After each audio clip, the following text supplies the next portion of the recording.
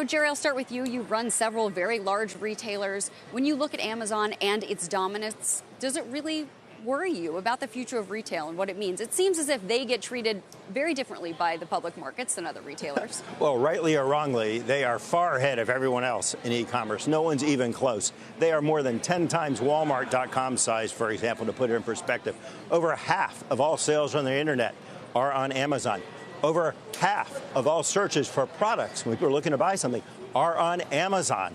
And they also have a growing advertising business. Their marketplace is the most rapidly growing part of Amazon. Now, 2/3 of their sales are from these third-party sellers who actually, honestly, have no other choice. If you don't do business on Amazon, you're almost not on the internet.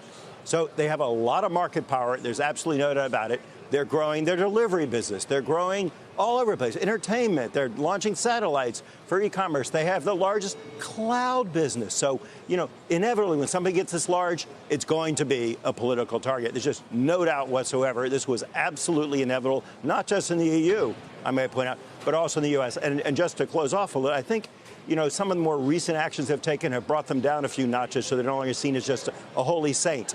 So, for example, the whole kerfluffle here in New York with the headquarters, they look kind of like a bully to some people, how that played out.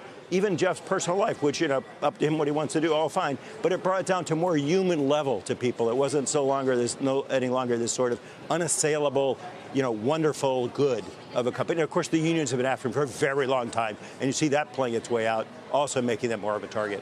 Cathy, you've spent years advising companies when they're looking at the competitive marketplace and they're looking to do deals in one way or another, spinoffs, acquisitions. What did they make of the Amazon threat and how are they dealing with it? Well, it's interesting.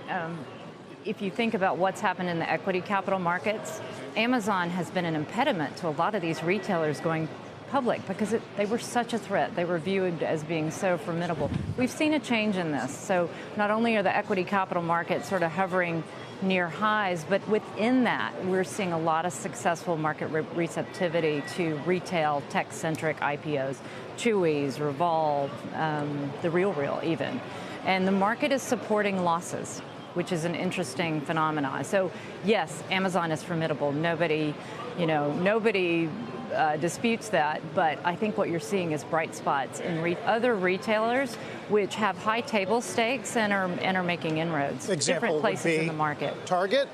Somebody else? We're speaking specifically of the new ones to the market. If you think about companies like Revolve, you're seeing where high customer unit economics, high lifetime value, where the repeat purchases and the gross margin give you a long-term value to that customer that significantly exceeds the cost of customer acquisition, and they have a long runway, and the market will fund losses. And influencers could replace marketing budgets? Does that actually work?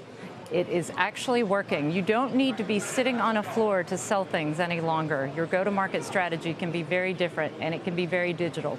Jerry, you used to run Hudson's Bay Company, of course. That's a retailer. It is a department store. We got an interesting call today out of Goldman Sachs, and they're downgrading Ralph Lauren to sell, PVH to sell, Levi's to sell. They're worried about the department store space and sort of that wholesale model with some of these brands.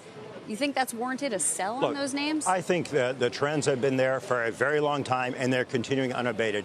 In addition to some of the new names that you just heard about, I think there's a lot of old names that are going to do just great. Doesn't matter. They can fight anything. Walmart, Target, Costco, TJ Maxx, Dollar General. They offer value every day, and they're going to do great, and they have been doing great for a very long time. Now, the department stores, their performance is just dreadful. That latest retail report that just came out yesterday, it was terrible for department stores. Those are some of the worst numbers we've seen in a very long time.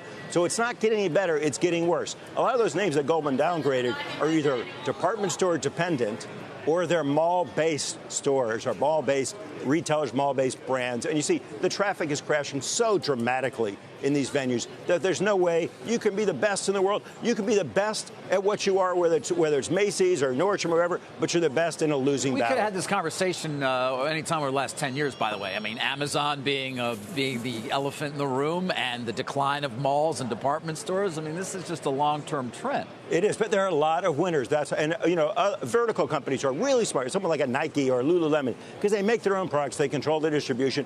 It doesn't matter. They can choose to sell on Amazon. If you want that product, the brand's strong enough, you have to get it from them. Anyone who operates a marketplace, eBay, that's a good company. Etsy, they make money even if the sellers don't make any money, and Amazon themselves. Cathy, you've worked with PVH a lot. What is your thought on that downgrade? The brands you mentioned, they're global brands. They're selling around the world, and they have diversified from the department store channel. They focused on their own end-use customer and their own, reinventions and self-disruption. So, they're not going away anytime soon. These are global brands. Look at how much of their business. Look at how much of Ralph Lauren or Levi's or PVH's businesses in China and other places around the world. Those are the three names that got cut to sell today at Goldman. Look, they're doing great. They're class X, but apparel is crashing globally. The prices are depressed. You have everyone got Primarks, and they set a low threshold for it. So what you see is unit sales of apparel aren't down, but dollar sales have been probably the most troubled class of almost any consumer good for a very long time now. And there's nothing that's going to change that.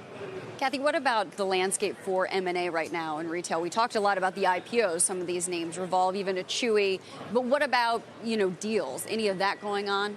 Well, it's interesting. We're in a period in 2018 where the deals are significantly less. Maybe there have been 100 deals of any size year to date this year. That was 150 last year. We're not seeing any mega deals. The ilks of, Walmart buying Jet, Staples, like all these big deals. We haven't seen that this year, so it's very soft.